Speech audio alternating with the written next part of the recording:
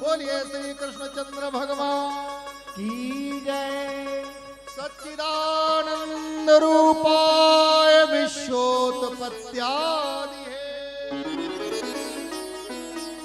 सत सत यानी जिनकी सत्ता, सत्ता यानी जिनका ही एकमात्र अस्तित्व है, उनके अलावा कोई नहीं,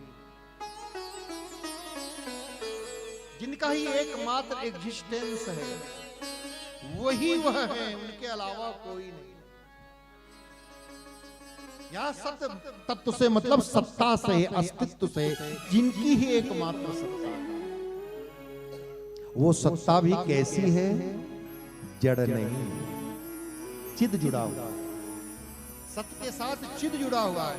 जिसमें ज्ञान नहीं होता उसको भी जड़ कहते हैं, जिसमें चेतना नहीं होती उसको भी जड़ कहते हैं। यह जो विराट अस्तित्व है, यह जो विराट सत्ता है, वो जड़ नहीं है, परम चैतन्यमय। भजन सुना होगा ना, परम चैतन्यमय। कण कण में कृष्ण अनुस्यूत है, कण कण में क्षण क्षण में वही परमात्मा विद्यमान है। इसलिए ये सत्ता जड़ नहीं है। महाराज इस खंभे को हम जड़ कह सकते हैं, लेकिन प्रहलाद जी से पूछो, प्रहलाद जी को इसी खंभे में परम चैतन्य परमात्मा के दर्शन हो। ये जो अस्तित्व है, ये जो विराट सत्ता है, वो हो जड़ नहीं, परम चैतन्य है। और अगला शब्द है आनंद। बड़ा प्यारा भाव है। यह जो अनंत अखंड विराट सत्ता जो परम चैतन्यमयी है, वो परम चैतन्यमयी विराट सत्ता फीकी फीकी नहीं है, अलोनी नहीं है, रस से भरी है, आनंद से भरी है। इसलिए जब परमात्मा श्री कृष्ण का जीवन में अनुभव होता है तो व्यक्ति का जीवन आनंद से भर जाता है। सच्चिदानंद रूपा, सच्चिदानंद स्वरूप वाले। और एक प्यारी बात, सौंदर्य सत्य में होता है, सौंदर्य ज्ञान में होता है, और सौंदर्य आनंद में। जब जीवन में सत्य आता जाता है तो जीवन सौंदर्य से युक्त होता है। जो जो हमारे जीवन में ज्ञान आता जाता है, त्यों त्यों हमारे जीवन में सुंदरता आती जाती है। जो जो हमारे जीवन में आनंद की वृद्धि होती है, त्यों त्यों हमारे जीवन में सौंदर्य की वृद्धि होती है। सरल शब्दों में सत्य का उल्टा असत्य। असत्य का संबंध अंधकार से है और सत्य का संबंध प्रकाश से। इसी का नाम सत्य प्रकाश होता है ना। तो जहां प्रकाश है वहां सौंदर्य है। जो जो सत्य का हम अनुगमन करते हैं जीवन में, स्वरूप हमारा सत्य ही है, तो जो जो हम सत्य का अनुगमन करते हैं स्वरूप में प्रतिष्ठित होते हैं। और महाराज सबका स्वरूप आनंद सौंदर्य से हो सकता है। सौंदर्य देह में नहीं है, देह से परे। तो सौंदर्य सत्य में है, सौंदर्य ज्ञान में है। और ज्ञान का उल्टा अज्ञान, अज्ञान अंधकार। इसी का नाम ज्ञान प्रकाश होता है। ज्ञानी प्रकाश होता है ना, सत्य प्रकाश, ज्ञान प्रकाश। प्रकाश में सौंदर्य, रोशनी में सौंदर्य है। तो भगवान सत्य सूर्य है, भगवान ज्ञान के सूर्य माने सत्य के सत्य प्रकाश है, भगवान ज्ञान प्रकाश है, भगवान आनंद स्वरूप है। महाराज दुख के समय व्यक्ति सुंदर नहीं लगता। सुंदर कब लगता है? जब वो आनंदित है, प्रसन्न है, प्रमुदित है, आह्लादित है, खुश है, तब व्यक्ति सुंदर लगता है। रोता हुआ व्यक्ति थोड़ी सुंदर लगता है, दुखी व्यक्ति थोड़ी सुंदर लगता है। और भगवान कृष्ण हर क्षण नित्यानंद में, परमानंद में, उनका स्वरूप ही परमानंद में है, नित्यानंद में है। इसलिए सच्चिदानंद रूप है।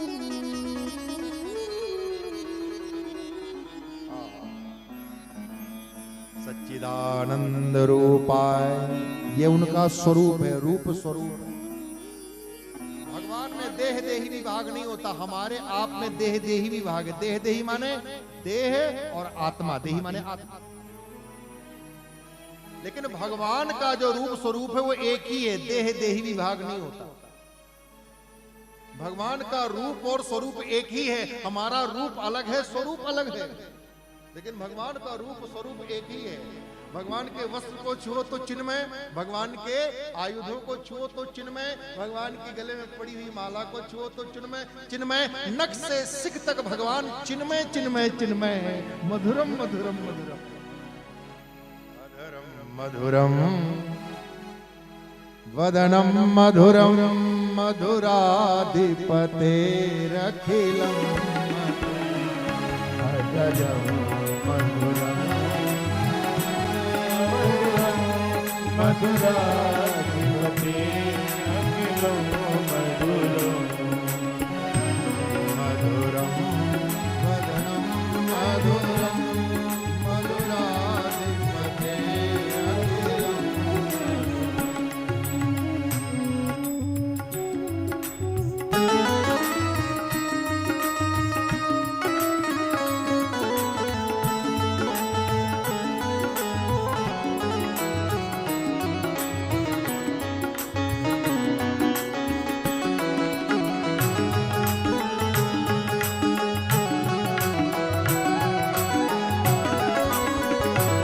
अधरम मधुरम वदनम मधुरम अधरम मधुरम वदनम मधुरम। प्यारे मिश्री के गणेश जी चाहे नख छुओ तो मीठा, सिख छुओ तो मीठा, नाक छुओ तो मधुर, कुछ भी छुओ मधुर मधुर है। तो भगवान में देह देही भाग नहीं, आनंद की मूर्ति है भगवान कृष्ण, परमानंद की मूर्ति है, कुछ भी छुओ। अधरम मधुरम वदनम मधुरम अधरम मधुरम वदनम मधुरम नयनम मधुरम हसितम मधुरम नयनम मधुरम हसितम मधुरम हृदयम मधुरम गमनम मधुरम मधुराधिपते रखिलम हृदयम मधुरम गमनम मधुरम मधुराधिपते रखिलम मधुरम। रचयिता महाप्रभु वल्लभाचार्य जी का ये उनके हृदय से निकला हुआ ये प्रेम, ये उच्छ्वास, ये अहोभाव है भगवान की। और मेरा सौभाग्य है कि उनकी जन्मस्थली में कई वर्षों तक जाना हुआ है। रायपुर के पास चंपारण स्थान, जहाँ पर महाप्रभु का जन्म हुआ है, जिन्होंने ये गाया है, लिखा है। और बहुत वर्षों पहले 1998 में द्वारकाधीश भगवान को हमने ये मधुराष्टक सुनाया, और उस समय हमारे साथ हमारे शरीर को जन्म देने वाली माँ वो भी उपस्थित। इस मधुराष्टक को मैंने द्वारिकानाथ को, द्वारिकाधीश प्रभु को सुनाया। द्वारिकाधीश के पुजारियों ने अपनी प्रसन्नता ज्ञापित की, सराहना किया, पूछा कौन कौन लोग साथ में आए। हमने कहा हमारी माँ है, हमारे भैया हैं और भी परिवार के लोग। प्रसन्न होकर के माँ को द्वारकाधीश का पटका पढ़ाया। मुझे नहीं अनुमान था, पता था। मैंने माँ से कहा ये द्वारकानाथ, ये द्वारकाधीश साक्षात भगवान विराजे, ही मूर्ति नहीं है, ये आनंद स्वरूप है प्रभु का, साक्षात भगवान विराजे हैं। और मीरा जी भजन करते करते इन्हीं द्वारकाधीश में समा गई हैं। भगवान ने अपने दोनों हाथ, चिन्मय स्वरूप है प्रभु का, दोनों हाथ बढ़ा करके और मीरा जी को हृदय से लगा लिया है। मीरा जी भगवान द्वारकाधीश में समा गए। हमारी माँ, शरीर को जन्म देने वाली माँ सुन रही थी। मुझे नहीं पता था कि सुबह मेरी माँ भी द्वारकाधीश के चरणों में समा जाएगी, उनका शरीर वहीं पूरा हुआ। आज की इच्छा से, उनकी आज्ञा से श्रीमद् भागवत की कथा में सुना। मेरी शरीर की माँ की इच्छा थी कि मैं उनको भागवत की कथा सुनाऊं, लेकिन भागवत की कथा सुनने के पूर्व ही द्वारकानाथ के चरणों में समा। अधरम मधुरम वदनम मधुरम नयनं मधुरं हसितं मधुरम् वचनम मधुरम चरितम मधुरम वचनं मधुरं चरितं मधुरम् मधुरम फलितम मधुरम वचनं मधुरं चरितं मधुरम् भगवान के वस्त्र मधुर हैं। वसितम मधुरम वसनम मधुरम वलितम मधुरम वसनं मधुरं वलितं मधुरम् चलितम मधुरम भ्रमितम मधुरम मधुराधिपतेरखिलम मधुरम चलितं मधुरं रमितं मधुरं मधुराधिपतेरखिलं मधुरम् वेणुर्मधुरो वेणुर्मधुरा वेणुर्मधुरो वेणुर्मधुरो मधुरम पादो मधुरम पाडे मधुरो पादो भगवान के मधुरो हाथ मधुर है, भगवान के चरण मधुर है। मधुरम सत्यम मधुरम सख्यम मधुरम मधुराधिपतेरखिलम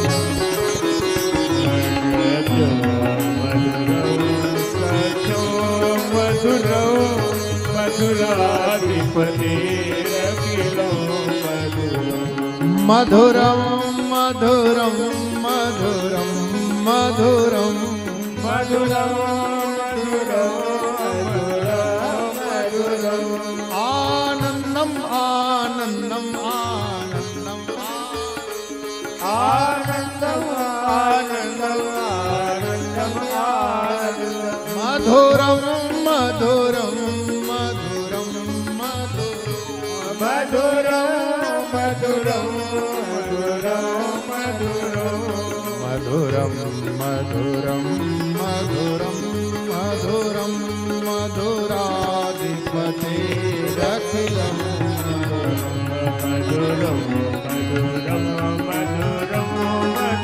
मधुराधिपतेरखिलं सच्चिदानंद रूपा माने भगवान श्री कृष्ण सत्य स्वरूप हैं, ज्ञान स्वरूप हैं, आनंद स्वरूप हैं, मधुर स्वरूप,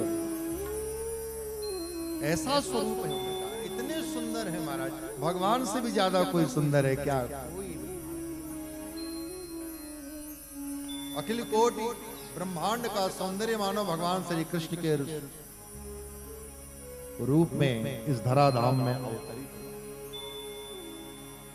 और अलौकिक सौंदर्य है महाराज। लौकिक सौंदर्य को देखने पर वासना का जन्म होता है और अलौकिक सौंदर्य को देखने पर उपासना का जन्म होता है। अलौकिक सौंदर्य के दर्शन से मन में पवित्रता आती है, लौकिक दर्शन से जीवन में मलिनता आती है। भगवान सच्चिदानंद स्वरूप वाले परम सुंदर है। अच्छा, भगवान श्री कृष्ण के ही नाम के साथ सुंदर शब्द लगा है, क्या? श्याम सुंदर।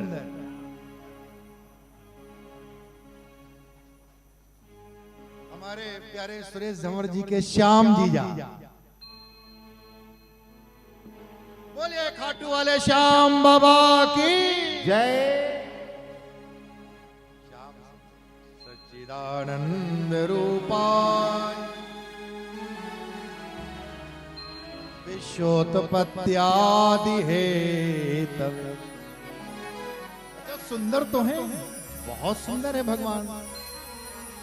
कंदर्प अगणित अमित छवि नव नील नीरद सुंदरम, कोटि कंदर्प कमनीय है भगवान श्री कृष्ण।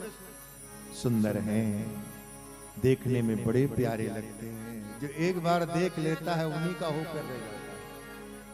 जो वृंदावन गए होंगे और ठाकुर जी का दर्शन किए होंगे, भक्त लोग अपलक निहारते रहते बांके बिहारी को, और बांके बिहारी को किसी की नजर न लग जाए तो पुजारी गण टेरा डालते रहते। कितने सुंदर है बांके बिहारी।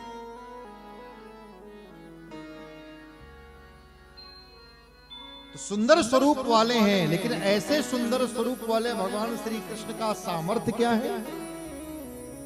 विश्वोत्पत्त्यादि हेतु, इस विश्व की उत्पत्ति, स्थिति और लय करने की सामर्थ्य। यतो वा इमानि भूतानि जायन्ते येन जातानि जीवन्ति यत् विषम विशन्ति, जिनमें जिनके कारण जन्मे हुए सब जीते हैं और अंत में जहां जाते हैं, ऐसे परम तत्व जिनका नाम जगदीश श्री कृष्ण, ऐसे विश्व की उत्पत्ति स्थिति लय की सामर्थ्य रखते हैं, इस ब्रह्मांड की रचना करते हैं। और साधारण बात नहीं है, एक मकान बनवाना हो, एक भवन बनवाना हो तो क्या क्या नहीं इकट्ठा करना पड़ता, क्या क्या योजना नहीं बनानी पड़ती, प्रोजेक्ट बनाना पड़ता है, कितना रॉ मटेरियल, कितना करण और उपकरण सब एकत्रित करना पड़ता है। लेकिन भगवान ने इस सृष्टि की रचना की है तो बस संकल्प किया, एको अहम बहुश्याम। सृष्टि की रचना हो गई, और रचना करने के बाद चींटी को कण और हाथी को मण, सबके भोजन की व्यवस्था। भगवान भूखा जरूर उठाते हैं सुबह सुबह, लेकिन किसी को भूखा नहीं सुलाते। कितनी करुणा वरुणालय है परमात्मा श्री कृष्ण महाराज। हम एक परिवार का भरण पोषण करते हैं, दो परिवार का भरण पोषण करते हैं, तो कभी कभी मन में एक भाव आता है कि मैं ना होता। लेकिन इतना सब कुछ रचना करने के बाद पालन पोषण करते हैं, सबकी खबर रखते हैं, सबकी चिंता करते हैं, और फिर संहार करते हैं, लय करते हैं।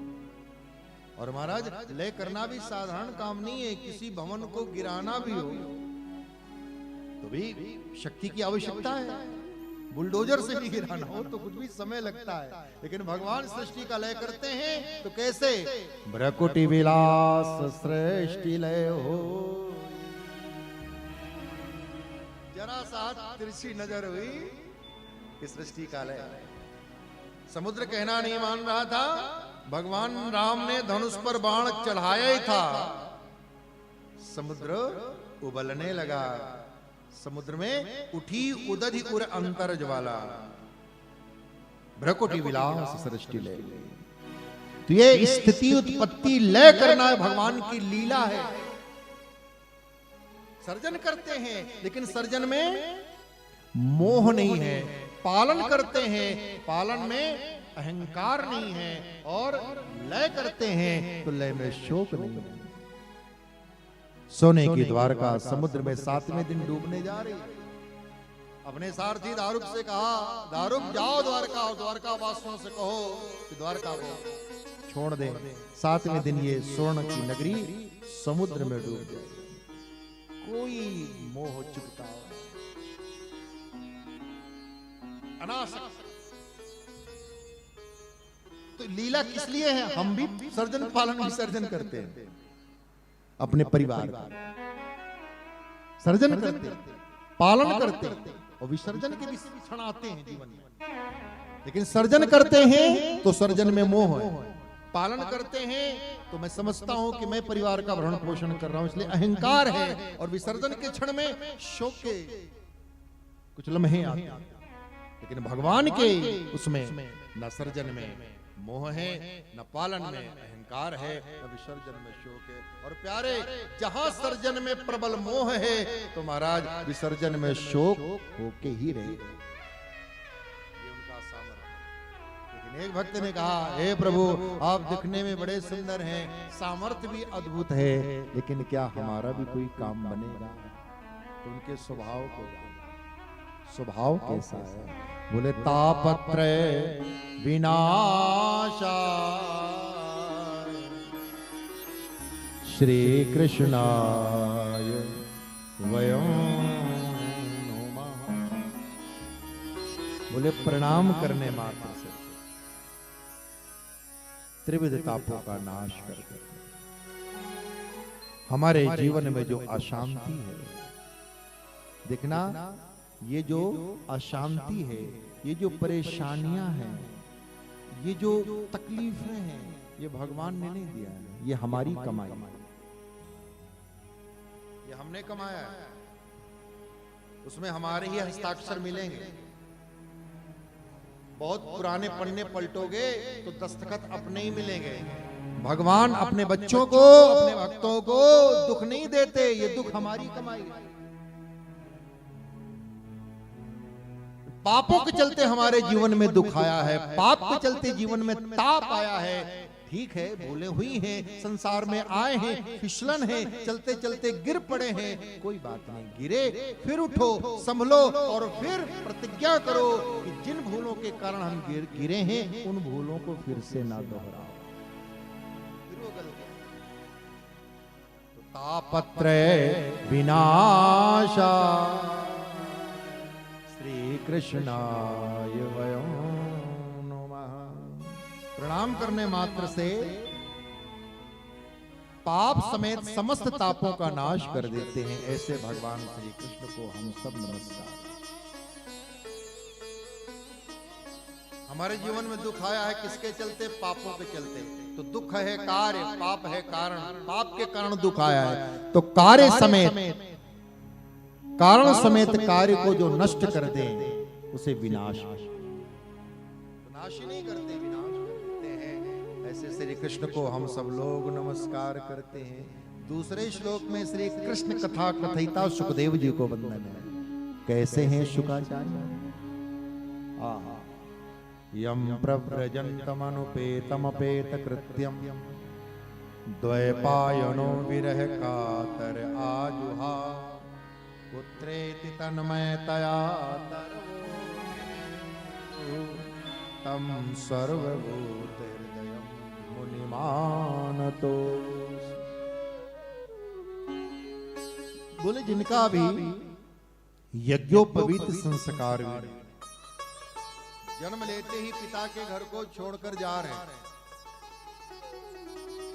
पीछे पीछे उनके पिता महर्षि वेदव्यास पुकारते हुए शुक शुक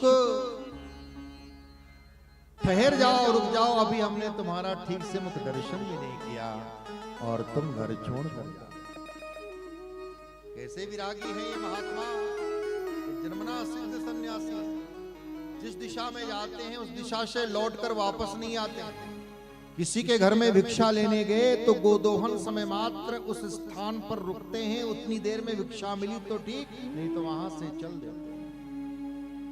ऐसे परम रागी, परम विरागी, वीतरागी परमहंस महात्मा सुखदेव अपने पिता के घर को छोड़कर जाते। पुत्र रुक जाओ, विरह, कल्पना करो, पुत्र ने जन्म लिया हो और जन्म लेते ही नाल छेदन हो और नाल छेदन होते ही घर छोड़ करके जा रहा हो, क्या स्थिति होगी उस पिता की? और पिता की छोड़ो, जन्म देने वाली मां की क्या स्थिति? विरह से व्याकुल महर्षि वेदव्यास पुकार रहे हैं, लेकिन भगवान सुखदेव रुके नहीं, उत्तर नहीं दिया। उनकी तरफ से जंगल के वृक्षों ने उत्तर दिया। ऐसे सर्वभूत हृदय सुखदेव जी को हम सब नमस्कार।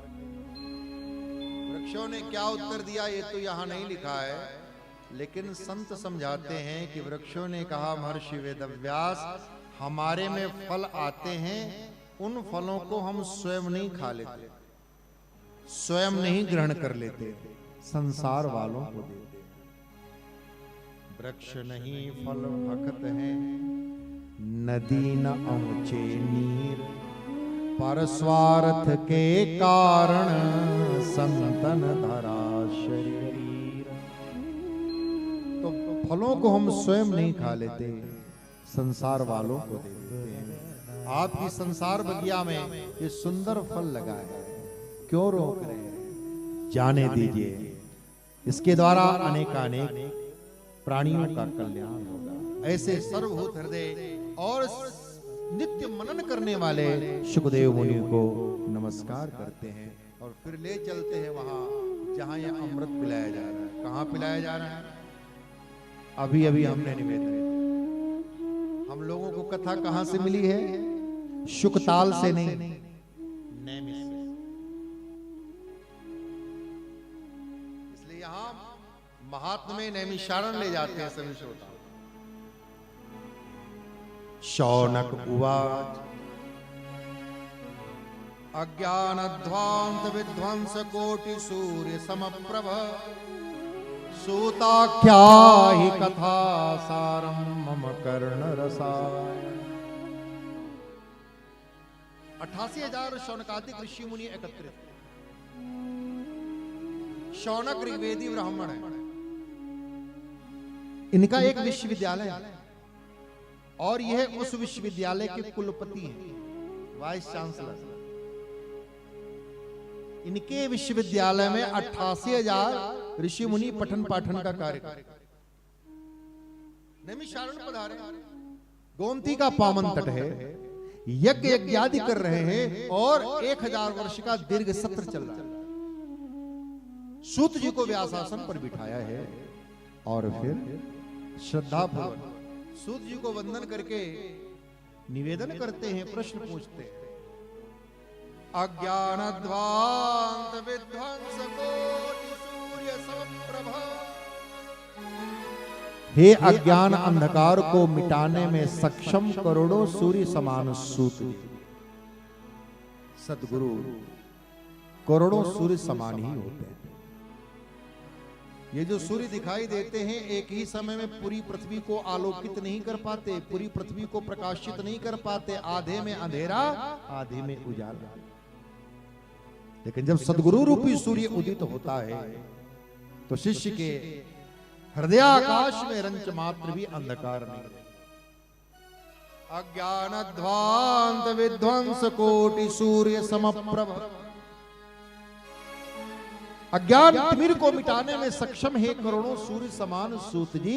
आख्या ही हमें सुनाओ, कहो क्या कथा सारम। कथाएं तो हमने बहुत सुनी, अब हम कथाओं का सार सुनना चाहते हैं। मतलब श्रीमद् भागवत की कथा सुनना चाहते हैं। भागवत की कथा क्या है? वेदोपनिषदाम सारा जाता श्रीमद् भागवती कथा। श्रीमद् भागवत की कथा वेद उपनिषद के सार, इसलिए मैं कथा सार सुना और ऐसा सुना। मम कर्ण रसायनम। हमारे कानों में रस घोल जाए। रस की निष्पत्ति हमारे ये शौनक है।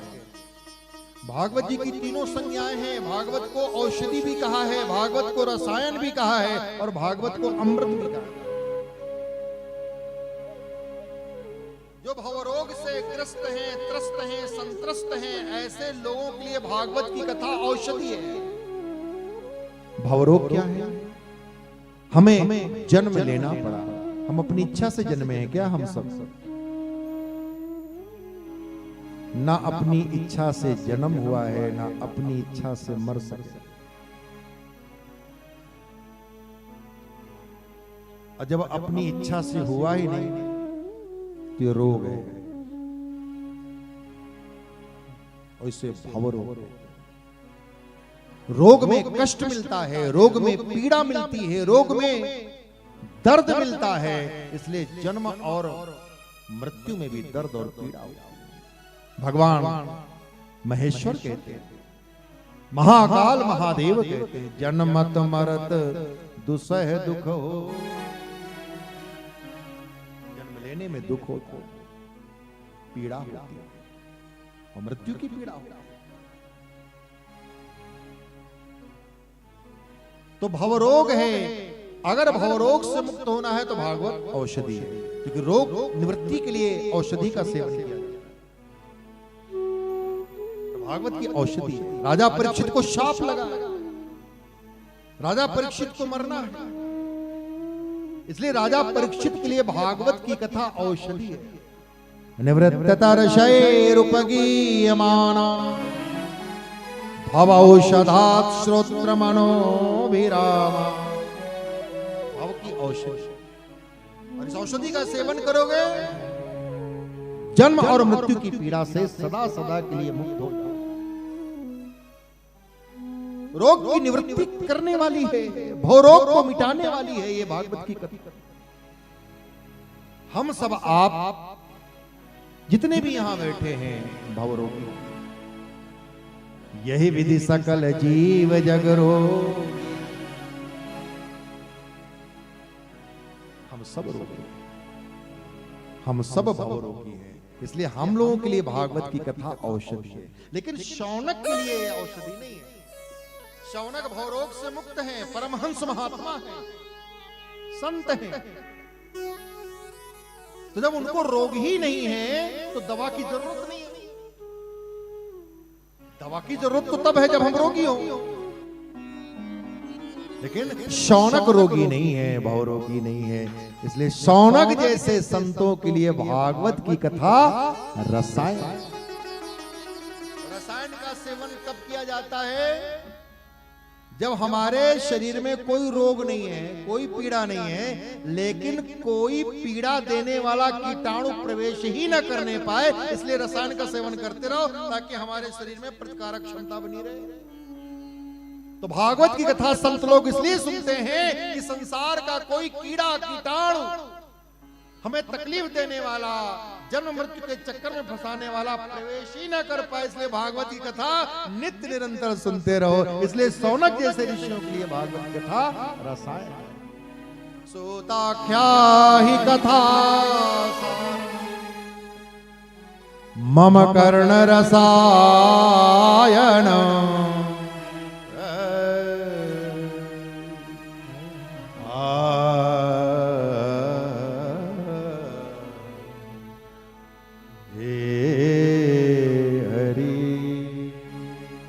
अच्छा, ऐसे न समझ में आया हो तो और सरल शब्दों, एक आपने प्यारी पंक्ति सुनी होगी, राम नाम की औषधि खरी रीत से खाए,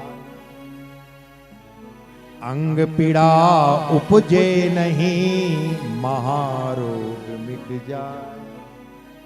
अब राम नाम औषधि है, और खरी रीत का मतलब गुरु के द्वारा प्रदत्त मंत्र का जाप करो। राम नाम मंत्र गुरु के द्वारा मिला हुआ होना चाहिए। ऐसे नहीं अपने आप जपने लगे, गुरुमुखी ही होना चाहिए। मंत्र गुरुमुखी ही होना चाहिए, अनिवार्य है। नहीं तो गूगल में तो सारे मंत्र भरे हैं, लेकिन गूगल महाराज से काम नहीं चलेगा, गुरु महाराज से काम चलेगा। मंत्र गुरु महाराज के द्वारा मिला है। गूगल बाबा की शरण में मत जाओ, गुरु महाराज की शरण में जाओ। खरी रीत से खाएगा। कहते हैं एक व्यक्ति के पेट में दर्द था, शाम को वैद्य जी के पास गया, वैद्य जी पेट में दर्द है।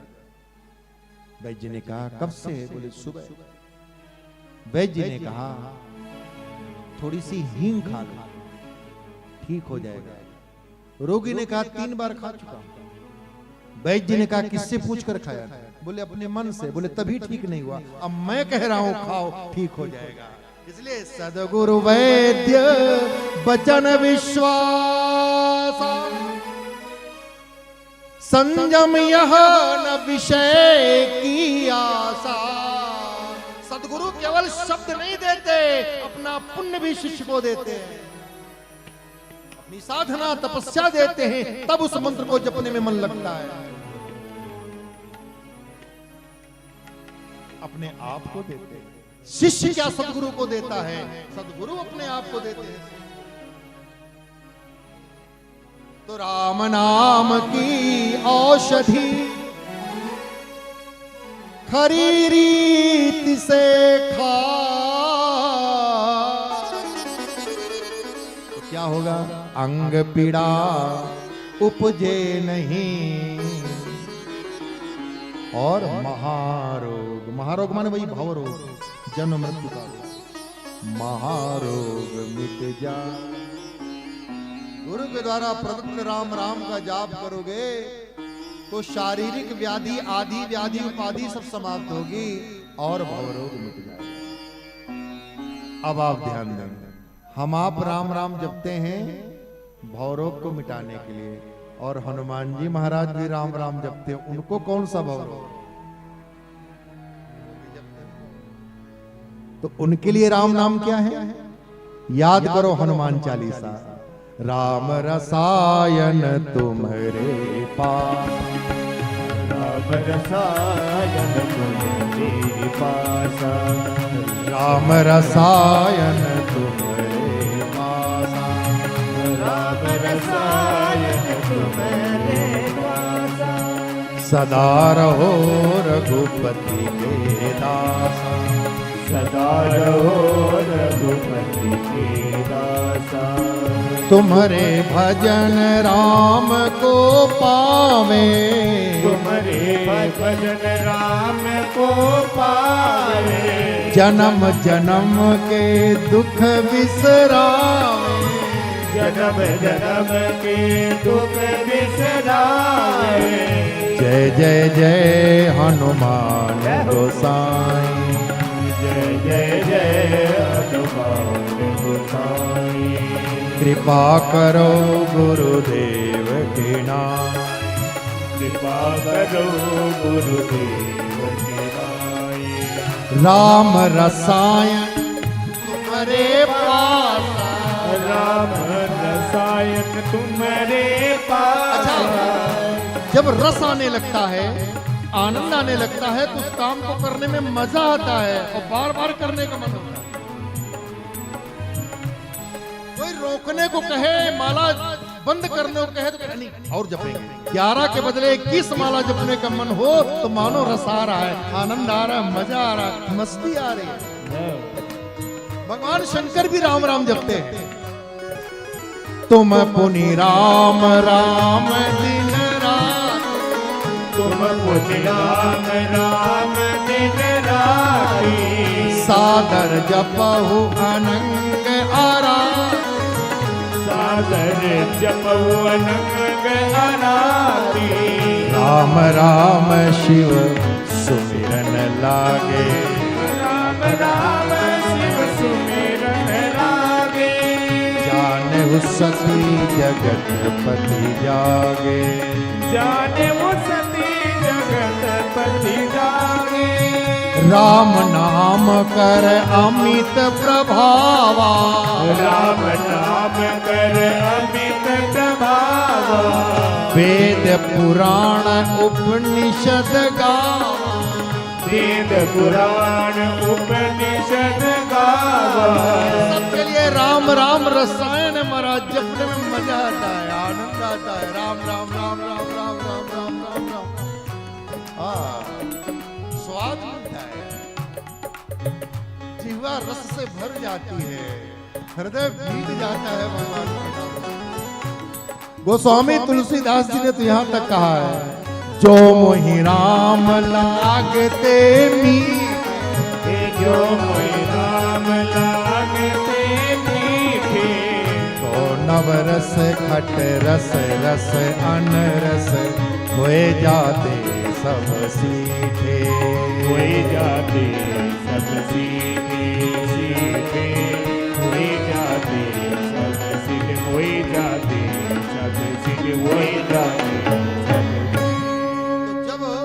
ऐसे समझो आप, राम राम राम राम खूब जपो, भगवान की कथा खूब सुनो, लेकिन अगर आरंभ में भगवान का नाम जपने में रस ना आए, भगवान की कथा सुनने में रस ना आए, तो जाप करते रहो, कथा सुनते रहो।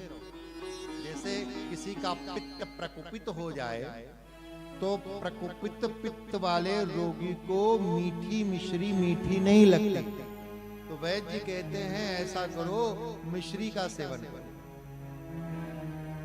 तो अब पित्त के रोगी को मिश्री मीठी नहीं लगती, लेकिन मिश्री सेवन करते करते करते करते प्रकुपित पित्त जब शांत हो जाता है, शमित हो जाता है, तो मिश्री की मिठास का अनुभव होने लगता है। उसी प्रकार आरंभ में प्रभु की कथा सुनने में रस ना आए तो पापों के कारण रस नहीं आ रहा, फिर भी सुनते रहो। कथा सुनते सुनते जब पाप शमित हो जाएंगे, नष्ट हो जाएंगे, तो भगवान की कथा में रस आने लगेगा। आरंभ में भगवान का नाम जपने में रस ना आए तो भी जपते रहो। जपते जपते जब पाप नष्ट हो जाएंगे तो भगवान के नाम में स्वाद आने लगेगा, रस आने। तो तब आपको भगवान का नाम रसायन बन जाएगा। भगवान की कथा रसायन। सूताख्या ही कथा सार मम कर्ण रसायन। हे सूत जी, हमें भक्ति और भक्ति ज्ञान वैराग्य से प्राप्त विवेक में वृद्धि कैसे हो, यह उपाय बताइए। वैष्णव माया मोह से कैसे विमुक्त हो, यह भी उपाय बताएगा। ये घोर कलिकाल आया, जीव सहज में प्रायः आसुर भावापन्न होते जा रहे हैं और उसके चलते अनेकानेक प्रकार के कष्टों से, तकलीफों से, दुखों से क्लांत है, परेशान। ऐसे में उन जीवों को उनके दुखों को दूर करने के लिए और उनके मन को पवित्र करने के लिए, शुद्ध करने के लिए और भगवान श्री कृष्ण की प्राप्ति कराने का ऐसा कौन सा साधन है, वो हमें सुनाए। जो पवित्रतम हो, सरलतम हो, श्रेष्ठतम हो और भगवान श्री कृष्ण की प्राप्ति कराने वाला हो, ऐसा हमें उपाय बताइए। साधन मतलब श्रेष्ठतम भी हो और सरलतम।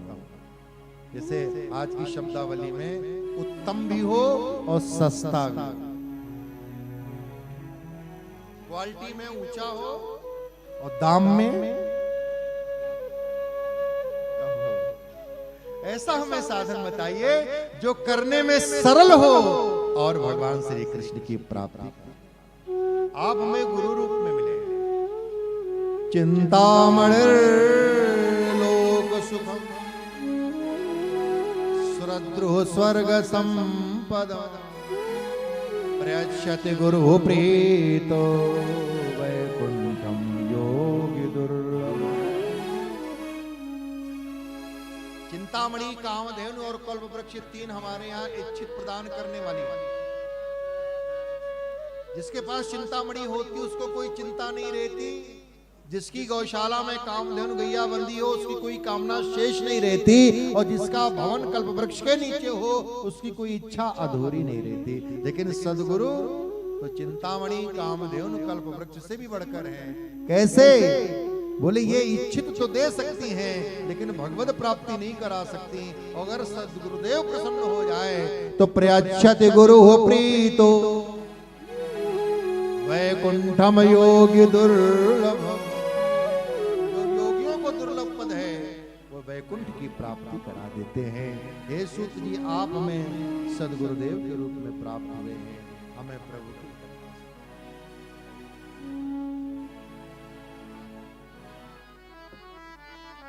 सूत उवाच प्रीति शौनक चित्ते। हम विशेषतः भागवत जी के श्लोक सुनाते हैं क्योंकि कल्याण इन्हीं शब्दों से होगा। क्योंकि भागवत के जो शब्द हैं, भागवत जी के जो श्लोक हैं, सीधे भगवान की वाणी। इसलिए वक्ता का धर्म है, परम कर्तव्य है कि भागवत जी के श्लोकों का बीच बीच में गान करे। भले ही श्रोता उसका अर्थ ना समझे, लेकिन श्रोताओं में बैठे परमात्मा, अंतरात्मा तो उसका भाव समझे। कोयल क्या बोलती, कभी कभी उसका अर्थ, कभी कभी क्या अर्थ समझ में नहीं आता, लेकिन कोयल बोल रही है, सुनना अच्छा लगता। तो सभी श्लोकों की व्याख्या तो संभव नहीं है, बस श्रद्धा से सुनते जाना। अर्थ घटन करना ये मन का काम है, हृदय का नहीं। हृदय तो बस पीता जाता है। हम यहाँ विद्वान होकर के सुनने नहीं बैठे, ना विद्वान होकर कथा कहने बैठे, भक्त होकर सुनने बैठे और भक्त होकर कहने बैठे।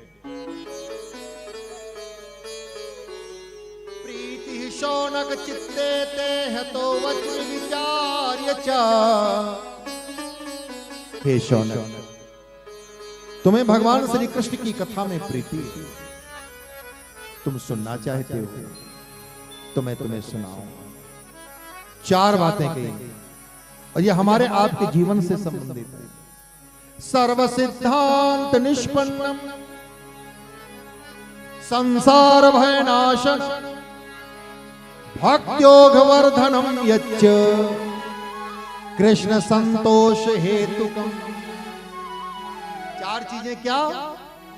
सर्व सिद्धांत निष्पन्नम, जिसमें समस्त वेद शास्त्र पुराण समाहित है। या तो जो समस्त वेद शास्त्र पुराणों का निचोड़ है, या तो हम वेदों को, शास्त्रों को, पुराणों को न पढ़ सकते हैं, ना इतना लंबा जीवन है सुन सकते हैं, लेकिन शास्त्रों, पुराणों और वेदों को सुनने का जो फल है वो एक जगह मिल जाए, वो क्या है? उसका नाम श्रीमद् भागवत महापुराण। सर्व सिद्धांत निष्पन्नम संसार भयनाशनम, संसार के भय को मिटाने वाला। संसार का भय क्या है? मृत्यु का। मृत्यु सबसे बड़ा भय है। ये सारे भय छोटे छोटे हैं, मृत्यु ही सबसे बड़ा भय है। प्रत्येक जन्मा हुआ प्राणी मृत्यु से डरता है। छोटा सा बच्चा जिसे अभी मृत्यु का पता नहीं है, उसे भी अगर आप उछालो तो भी डर के आंखें बंद कर लेता है। एक चींटी सामने जा रही है, आप उंगली करो, रास्ता बदल देती है। एक पक्षी आप नजदीक जाओ, उड़ जाता है। सबको मृत्यु का। संसार भयनाशन, संसार के भय को मिटाने वाला। और भक्त्योग वर्धनम यच्च, भक्ति को उत्पन्न करने वाला। और अगर भक्ति है तो भक्ति के प्रवाह को बढ़ाना, और सबसे बढ़कर के परमात्मा श्री कृष्ण को प्रसन्न करने वाला जो साधन है वो मैं तुम्हें दूंगा। सावधानतया, सावधान होकर सुन। काल व्याल मुख ग्रास त्रास निर्णांश हेतवे श्रीमद् भागवतम शास्त्रम कलौकीरेण भाषितम्। हे शौनक, ये काल रूपी सर्प सभी को डसता है।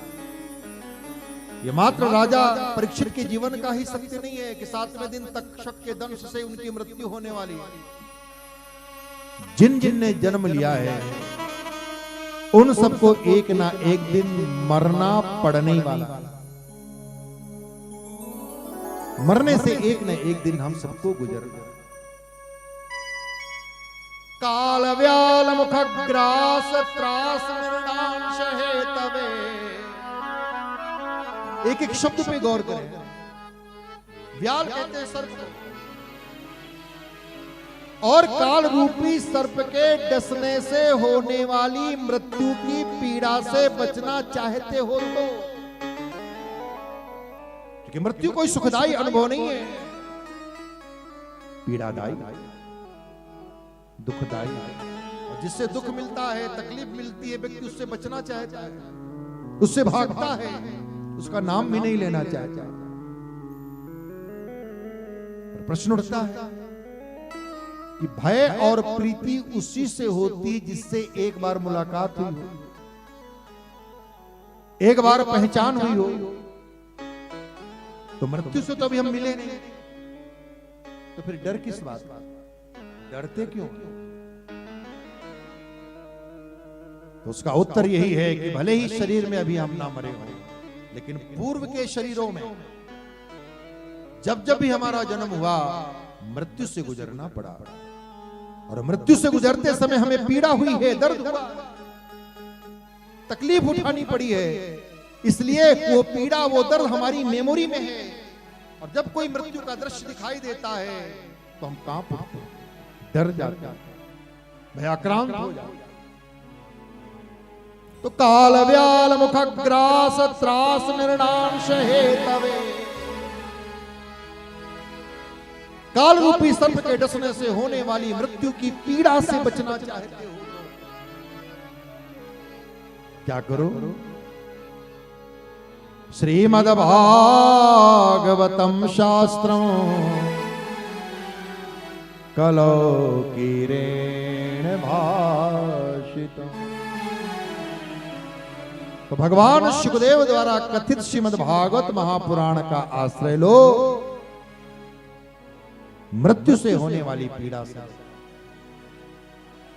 भगवान शुकदेव ने राजा परीक्षित से यह नहीं कहा कि राजन मैं तुझे मृत्यु से बचाऊंगा, राजन मैं तुम्हें मृत्यु की पीड़ा से बचाऊंगा, मृत्यु के दर्द से, मृत्यु की तकलीफ से बचाऊंगा, और ऐसा मरना सिखाऊंगा, ऐसा मरना सिखाऊंगा जो मरना मरना नहीं होगा, परमात्मा से मिलना होगा।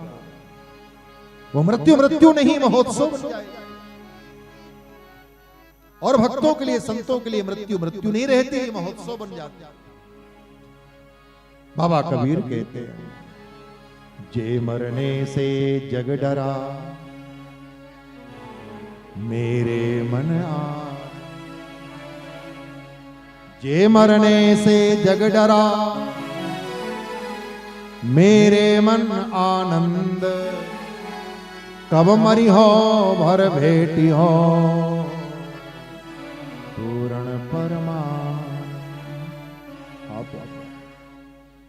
भजन करते करते, भगवान की आराधना करते करते एक समय ऐसा आता है कि हमको अपना ये जो आवरण धारण कर रखा है शरीर का, ये जो कलेवर धारण कर रखा है, इसका अनुभव हो कि हम शरीर नहीं है, हम शरीर से अलग है, हमसे शरीर है, हम शरीर नहीं। जिस प्रकार मकान में रहने वाला मकान नहीं कहलाता, उसी प्रकार शरीर में रहने वाला शरीर नहीं। भजन करते करते व्यक्ति को यह अनुभव होता है कि मैं और शरीर अलग अलग। शरीर वैसे छूट जाता है, कैसे? जैसे किसी हाथी की सूंड में पड़ी हुई फूल की माला कब गिर जाती है, हाथी को पता नहीं लगता। उसी प्रकार भागवत की कथा सुने हुए व्यक्ति का शरीर छूट जाता है, उसे कोई पीड़ा नहीं होती, पता ही नहीं। सुमन माल जिमि कंठ से गिरत न जानैना, बालिकीन तन प्यार। बाली ने भगवान श्री राम का दर्शन करते करते अपने शरीर को ऐसे छोड़ दिया जैसे गजराज की सूंड में पड़ी हुई फूल की माला कब गिर गई पता नहीं। वैसे भगवान का प्यारा भक्त, आप जैसे प्यारे भक्त, जब समय आएगा शरीर तो सभी को छोड़ना है। प्यास लगती है तो पनघट की याद आती है, लाज लगती है तो घूंघट की याद आती है। अजब कहानी है इस जिंदगानी की, जब उम्र ढलती है तो मरघट की याद। ये अमर तो कोई है नहीं ना, 80-90 साल के बाद जाना ही है, तो रोके जाएंगे। रोते रोते पैदा हुए हैं, रोके जाएंगे ना। रोके पैदा होना मजबूरी थी, लेकिन हंसते हुए जाएंगे। ऐसा कर्म करेंगे, ऐसा जीवन बनाएंगे कि हम हंसते हुए जाएं, लोग रोके।